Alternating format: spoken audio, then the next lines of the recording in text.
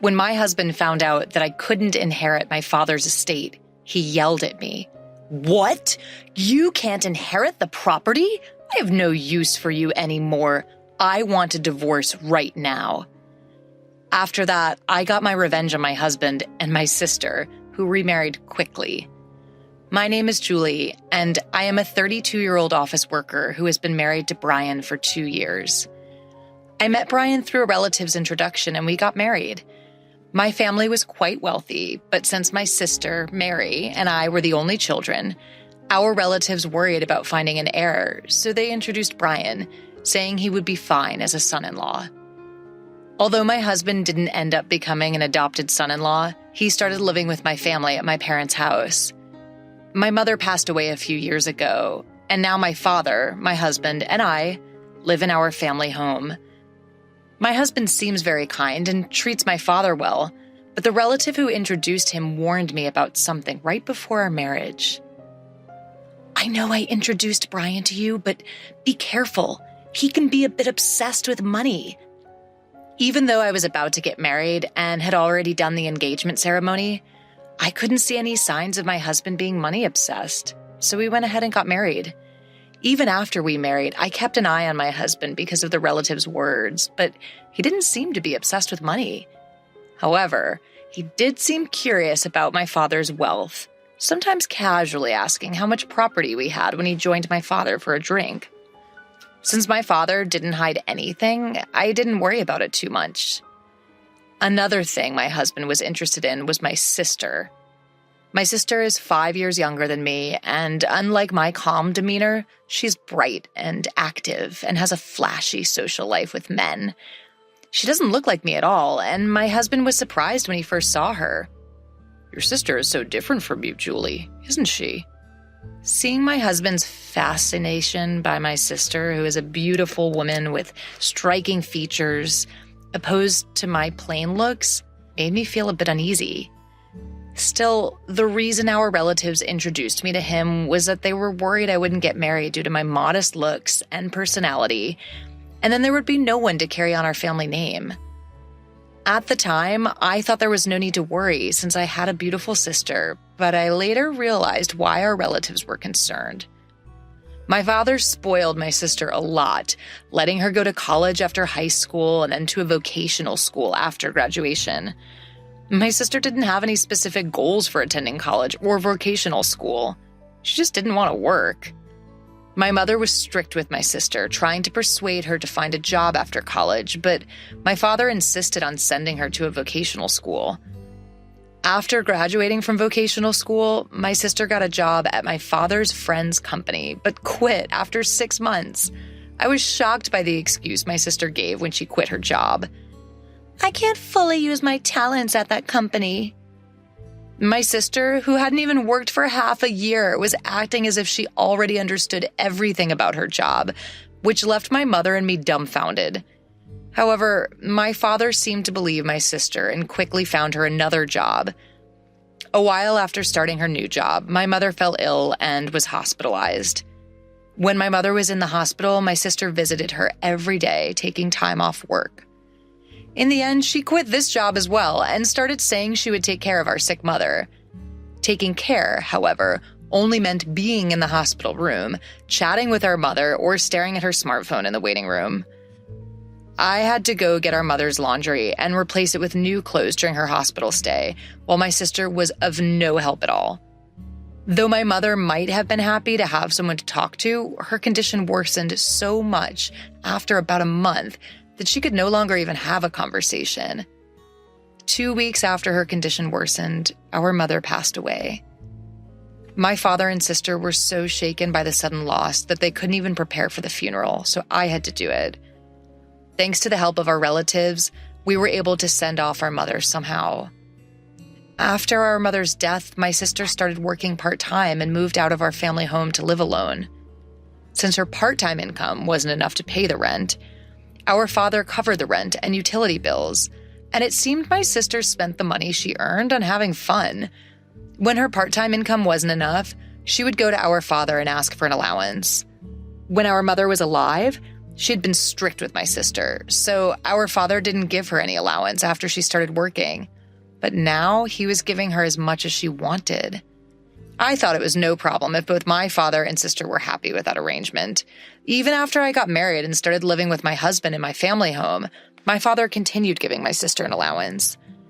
At that time, I didn't realize that my sister was also asking my husband for money, and he was happily giving it to her. Being unable to say no to my beautiful sister, my husband would secretly give her money, saying, "Don't tell Julie about this. She might get jealous if she finds out." My sister would only work part-time when she felt like it and live off the money she got from our father and my husband. But her carefree lifestyle didn't last forever, as our father fell ill and had to be hospitalized. I took care of our father during my breaks from work, but my sister never showed up at the hospital. Instead, she started calling me and demanding money. "I've been getting money from Dad every month, so I want you to keep giving it to me. The rent and utilities are all being withdrawn from Dad's account after all." She spoke to me angrily, but I was shocked to learn this for the first time. I got angry at my sister, who only cared about her own life instead of worrying about our hospitalized father. I really wanted to hang up on her, but she seemed to be in trouble, so I asked her how much money our father had been giving her every month. "How much have you been getting from Dad every month? Hurry up and get a job so you can live on the money you earn." My sister replied grumpily, "You're so annoying. I've been getting $1,000 a month. That's not including rent and utilities, by the way."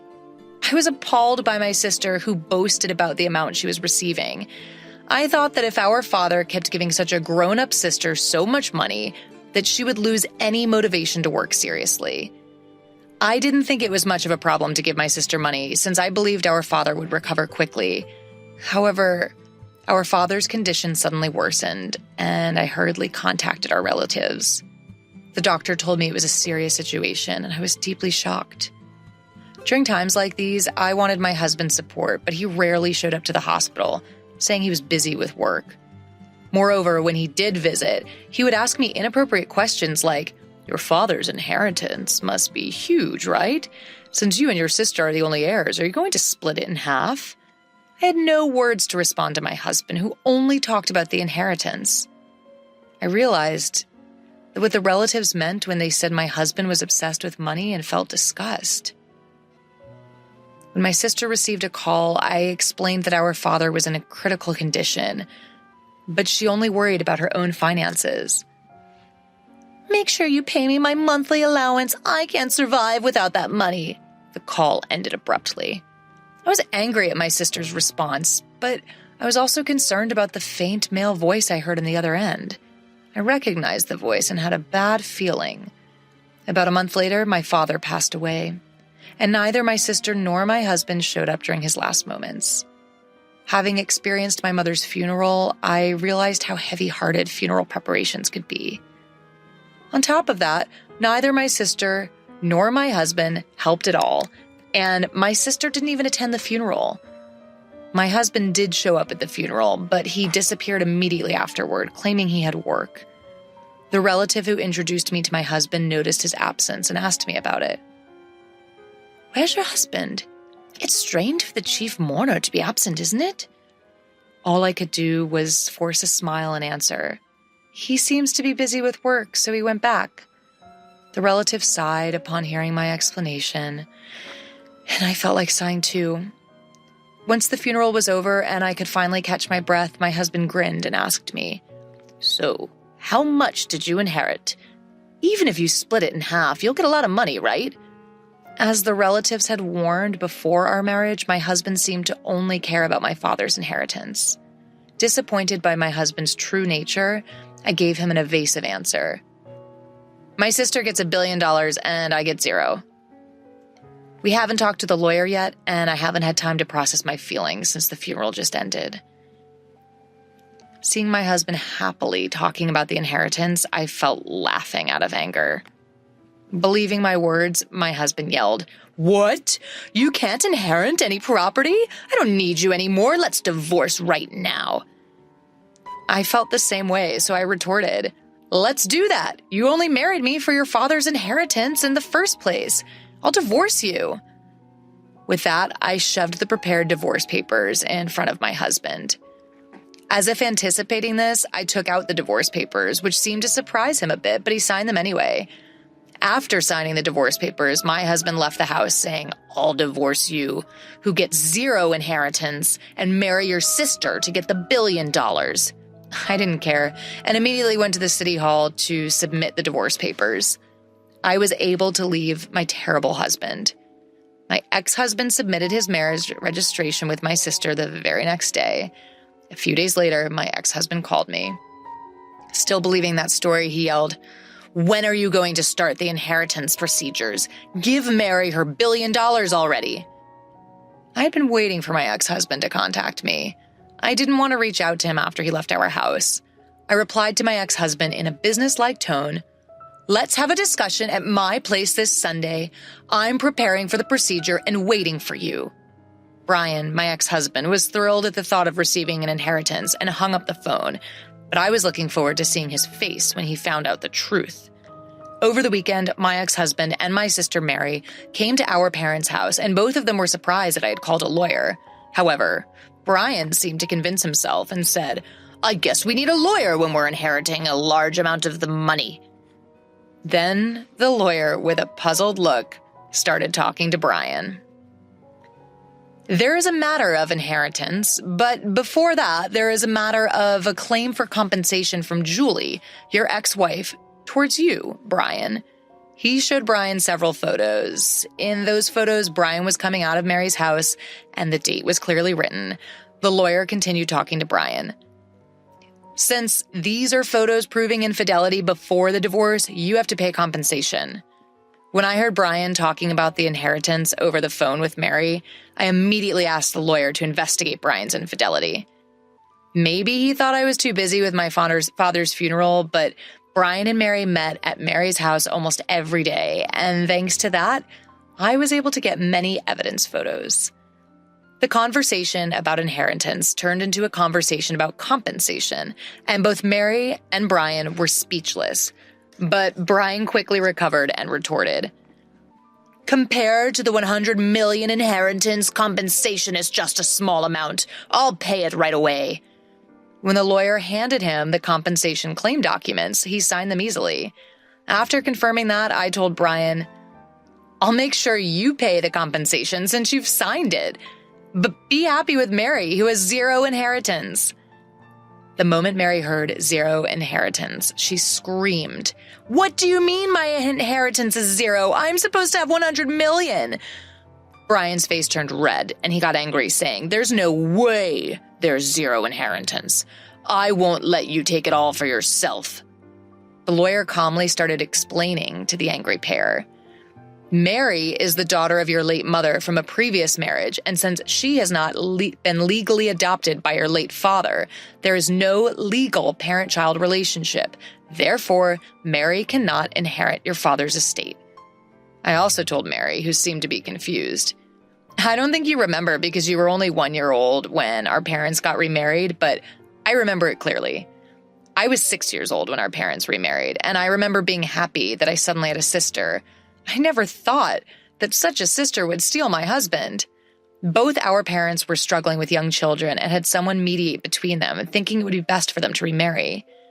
My mother treated me like her real daughter, and my father treated Mary with care. My father might have spoiled Mary because she was not his real daughter, and he wanted to be extra careful with her. Our parents each had a child when they remarried, and my mother, who was suspected by relatives of marrying my wealthy father for his money, refused to have Mary legally adopted by him. The reason the relatives kept recommending marriage proposals to me was that they knew I was the only one who could inherit my father's estate. If our parents had had a child together, things might have gotten even more complicated, but fortunately or unfortunately, they didn't have any children. They might have decided not to have children to avoid future inheritance disputes. It has now become clear that our father continued to support my sister financially after she became an adult because he couldn't pass on his inheritance to her. I am not legally related to my mother because we did not go through adoption, but it never bothered me in daily life. It seemed our parents never told my sister that they were both remarried, and she found out the truth for the first time that day. My ex-husband's face changed from red to pale as soon as he realized the situation. He signed the documents and was even asked to pay for damages when he couldn't get the inheritance he had been expecting from my sister. With a blue face, my ex-husband said to me, "Was what you said about my sister getting $10 billion and me getting nothing a lie?" Holding back laughter, I said, "Of course it was a lie. It was to get back at you for cheating on me behind my back. Besides, there's no way Dad's inheritance was worth $10 million. Even our wealthy father didn't have an inheritance of $10 million. My sister, who had been silent until now, suddenly screamed, "I've made a lot of purchases relying on Dad's inheritance. What will happen to the money he used to give me? Will you pay for me, big sister?" I answered my frightened sister, "You have a reliable husband now, so you don't need it anymore, right? Have Brian support you." My sister looked at my pale-faced ex-husband, but he shook his head. "I also have made various purchases expecting the inheritance. So I don't have the means to support you. Besides, I have to pay for damages, so I'm barely managing myself." After saying that, my ex-husband suddenly knelt down in front of me and started apologizing. "Julie, I'm sorry. It was my fault. Will you forgive me and take me back?" The lawyer, who had been watching, laughed while packing up to leave. His arrogant attitude from earlier was gone, and he looked ridiculous kneeling down. After the discussion, my ex-husband and sister left with their heads down, and they soon got divorced. For my ex-husband, who remarried with the intention of inheriting my sister's assets, he was no longer interested in her when she didn't receive the inheritance. He told me he couldn't take care of my sister because he had to pay me damages. Since my ex-husband had no property, we agreed that he would pay the damages in installments from his monthly salary. The lawyer advised that this way I wouldn't miss out on anything. My sister, now without our father's support, worked part-time every day, but she couldn't pay off her debts and ended up filing for bankruptcy. She eventually had to leave her apartment, and no one knows where she went. Our father had supported my sister out of love, but in the end, he spoiled her too much, and she became unable to work seriously. Later, a relative tried to introduce me to a potential marriage partner again while I started living alone in my childhood home, but I declined. I don't want to be introduced to someone like my ex-husband again, so this time I want to find a suitable marriage partner on my own.